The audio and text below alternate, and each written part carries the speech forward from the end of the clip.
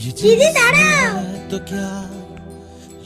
এই বিয়াদব ছেলে, রাস্তার মাঝখানে দাঁড়িয়ে হাত উঁচু করে দিদি দাঁড়াও দাঁড়াও করছিস, লজ্জা করে না? শুধু সময় নষ্ট ছাড়া আর কিছু না। আর শোন, আমার স্কুটিতে আমি কাউকেই তুলি না, আর তোর মতো এরকম ভিখারি ছেলেকে তো মোটেই নয়। দিদি আমার কথাটা তো শুনবে। শোনার কোনো দরকার নেই, ভাগ এখান দিয়ে। দিদি বড় বিপদ হতে পারে, শোনো আমার কথাটা।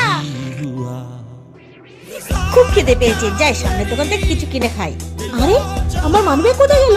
হেমা কোথায় পড়ে গেল নাকি? দিদি আমি তো তোমাকে কতক্ষণ ধরে ডাকছি, তুমি তো আমার কথা শুনতেই চাচ্ছ না। এই আমার মানব্যাগ তোর কাছে, তার মানে তুই পকেট মেরেছিস? না, এখানে পড়েছিল। দিদি তোমার স্কুটির স্ট্যান্ডটা খোলা ছিল, যেগুলো মধ্যে তোমার অ্যাক্সিডেন্ট হতে পারতো। সরি রে, আমি বুঝতে পারিনি। ঠিক আছে, কোনো ব্যাপার না। আসলে কি বলতো, গরিবদের কথা কেউ শুনতেই চায় না।